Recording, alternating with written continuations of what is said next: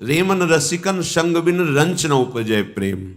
बिना प्रिया प्रीतम के प्रेमी रसिकों की संग वृत्ति के प्रेम नहीं उत्पन्न हो सकता। यदि आप कहीं भी अपराध करेंगे तो जिन रसिक का संग करते हैं उन्हीं से आपका दोष दर्शन बन करके वहां से कनेक्शन कट जाएगा, संबंध कट जाएगा। सिद्ध बात है। सृष्टि में कहीं भी अपराध करोगे तो आपके गुरु से आपका भाव कमजोर हो जाएगा और आप पतित हो जाएंगे।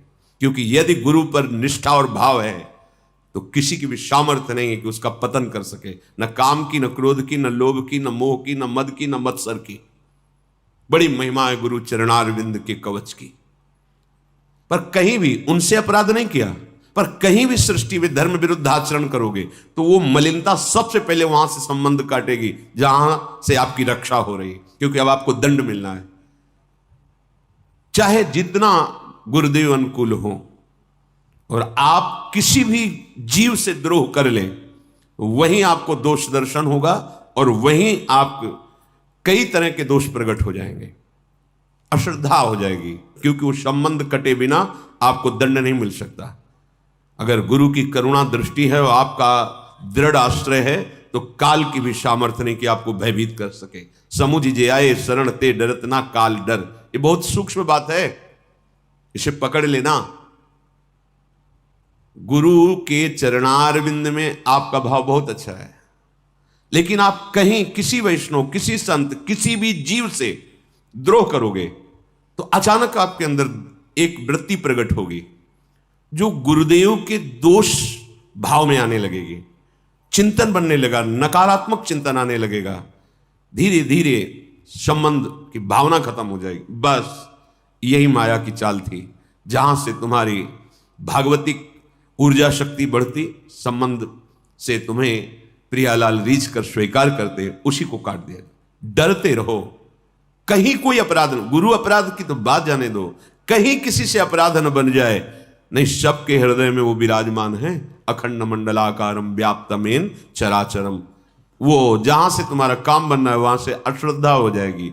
फिर चाहे जितने बड़े महिमा स्वरूप में चले जाओ, तुम्हारा काम नहीं बनने वाला। कई ऐसे स्वभाव के जन होते हैं, कई पासे फैलाए रहते हैं। ये ना जीते तो इससे जीत जाए, वो किसी से नहीं जीतेंगे। ये मार्ग है मन वचन कर्म से स्वीकृति।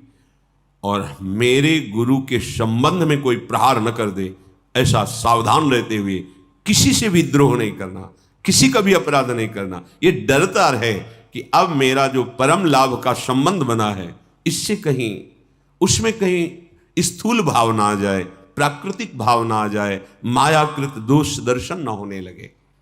तो वही गुरु कृपा धीरे धीरे आपके हृदय में ऐसी सामर्थ्य प्रदान करेगी कि आप निर्विकार हो जाएंगे, निश्चिंत हो जाएंगे, निशोक हो जाएंगे।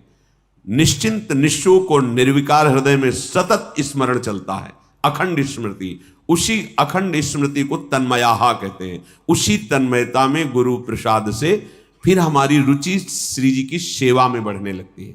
सेवा में रुचि होना है साधारण स्थिति नहीं है। श्रीपाद कह रहे, पहले तो गुरु चरणों का आश्रय लेकर श्यामा श्याम की दीक्षा प्राप्त करें। तद्वंदे ममकारतोद्भुत तमाद यस्याद्भुतान्वक्षणो लाशाह श्री वनराज सीम सुमहाभावम तमेस्तुमः। फिर युगल किशोर प्रभु श्री श्यामा श्याम के प्रति ममता बुद्धि होती है। प्रियालु, मेरी प्रियालु, मेरी स्वामिनी, मेरी लाडली, मेरे युगल सरकार। ये ममता बड़ी महिमा की बात। ये ममता कहां से उत्पन्न होती? गुरुदेव के चिंतन से।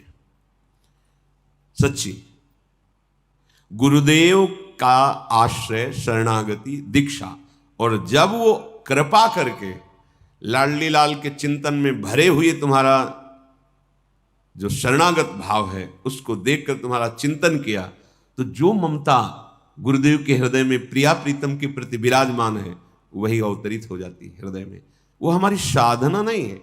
हम प्रिया प्रीतम से प्यार नहीं कर पाते, गुरुदेव का प्यार ही हमारे हृदय में प्रिया प्रीतम की ममता के रूप में उतर जाता है। सत्य सत्य परम सत्य।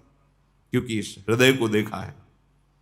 ज्ञान विज्ञान वार्ताएं सब एक तरफ है, प्रिया प्रीतम से ममता केवल गुरु चरणारविंद की सानिध्य और उनकी भीनी कृपा दृष्टि से है। जब ममता बुद्धि श्री जी में हो जाती है तो प्रतिपल उल्लास प्रकट होता है।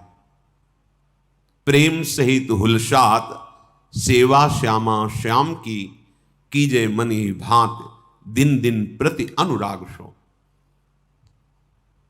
हृदय में श्री उल्लास, क्या पवा दूं, कैसे रिझाऊं, क्या करूं, हर समय श्री जी के लिए, लाडली लाल के लिए, जैसे मां अपने बच्चे के दुलार के विषय में प्रतिपल सोचती रहती, क्या पवाऊं, क्या पहनाऊं, कैसे मेरे बालक को सुख मिले, उसमें वात्सल्य है, वो मां है। इससे अनंत गुना उपासक के हृदय में आराध्य देव के प्रति दुलार प्रकट होता है। ये ममता श्यामा श्याम की तभी प्रकट होती है जब जगत में समता हो जाती है। संपूर्ण संसार में समता और श्यामा श्याम के चरणारविंद में ममता, ये तुम्हारे से नहीं होगी, ये गुरु प्रदत्त उपासना से होगी, गुरु कृपा दृष्टि से होगी। जो लोग कहते बिना गुरु के कल्याण हो जाएगा, हम कल्याण के विषय में नहीं कहते, लेकिन जो प्रेम की भूमिका है, ज्ञान की भूमिका है, उसमें गुरुदेव की कृपा के बिना नहीं। वैसे भी जैसे किसी जंगल में फंस जाओ, तुम्हें मार्ग का पता नहीं तो तुम्हें गुरु चाहिए वहां, जो पूरे जंगल को जानता हो और कई बार निकल चुका हो, कितनों को निकाल चुका हो, वो बताएगा इस गली से नहीं, इस गली से आओ, और उसके गाइड से, उसका अनुसरण करने से आप निकल जाएंगे। ये संसारण्य है, बड़ा भूल भुलैया का मार्ग है इसमें। कल एक उपासक कह रहे थे, इतने प्रवचन सुने हैं, इतने शास्त्र पढ़े हैं कि हमारा दिमाग बोझा बन गया है, कहीं रति नहीं हो रही, कहीं भजन नहीं बन रहा, वो फंस गया, भूल भुलैया में फंस गया। अगर गुरुदेव का वर्ण करके उनके अनुसार उपासना में लगा होता तो ये प्रश्न नहीं उठता। अपनी बुद्धि, कभी योग, कभी कर्म मार्ग, कभी ज्ञान, कभी वैराग्य, कभी ये, कभी, कितना अनंत सागर है हमारा प्रभु। तो क्या करें, गुरुदेव प्रदत्त नाम और उपासना में चित्त को जोड़ दो। कहीं कुछ भी सुनना, देखना, पढ़ना हमारे बस की बात नहीं कि हम निर्णय कर सके। हमने अपने जीवन को गुरुदेव के चरणों में दे दिया। सुनेंगे, बैठेंगे, चलेंगे वही जो गुरुदेव ने आदेश किया है, उपासना मार्ग, बस, कोई संशय ही नहीं। तो श्री श्यामा श्याम में प्रतिक्षण ममता बढ़ती रहती है। यही ममता आपके हृदय में निज रूपाद्यंतरेणांतरेपि निज रूप को प्रकाशित कर देती है। ये हमारा निज रूप नहीं, ये पर रूप है, पांच भौतिक शरीर प्रकृति जन्य है ये। यही तो भ्रम पैदा हो गया है कि मैं हूं, और ऐसा भ्रम पैदा हो गया है कि स्वप्न में भी ये स्वीकार नहीं हो सकता कि मैं नहीं हूं।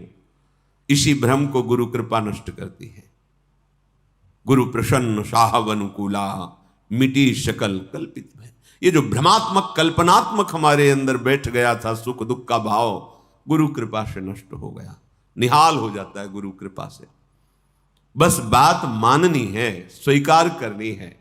तो कह रहे श्रीधाम वृंदावन का आश्रय और प्रिया प्रीतम के चरणों की शरणागति रूपी दीक्षा लेकर गुरु प्रदत्त उपासना से प्रिया प्रीतम में ममता और संसार में समता प्राप्त हो जाती है। जीव ही प्रिया प्रीतम में ममता प्रतिक्षण वर्धमान होती हो, प्रीति का स्वरूप है प्रतिक्षण वर्धमानम। इतना सूक्ष्म है कि समझ में ही नहीं आता उपासक को कि हमारे हृदय में प्रेम बढ़ रहा है, तभी वो दैन्य रहता है, नहीं तो अहम हो जाए। अहम हो जाए तो फिर प्रेम नहीं है, वो सूक्ष्म तरम प्रेम का स्वरूप है। वो ऐसी ममता प्रगाढ़ होती है, निस दिन मिले ही रहे मनो कबहु मिले ना।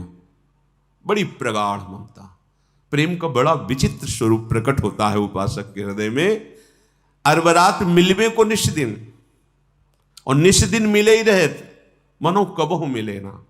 इसलिए उसे कभी ऐसा अनुभव ही नहीं होता कि मेरे हृदय में प्रेम है, मैं बहुत अच्छा भजन करने, कभी नहीं। जब कभी ऐसा चिंतन आएगा तो बस यही आएगा कि जैसा भजन होना चाहिए वैसा भजन नहीं हो पा रहा, जैसा सेवा करके स्वामिनी को सुख पहुंचाना चाहिए नहीं, कैसे आएगा, मुझे अधम में कैसे वो वृत्ति आएगी। बढ़ता जा रहा है प्रेम, वैसे ही उसके अंदर प्रेम की भूख बढ़ती जा रही, दैन्यता बढ़ती जा रही, कहीं अहम छू नहीं गया। ये गुरु कृपा पात्र का लक्षण है।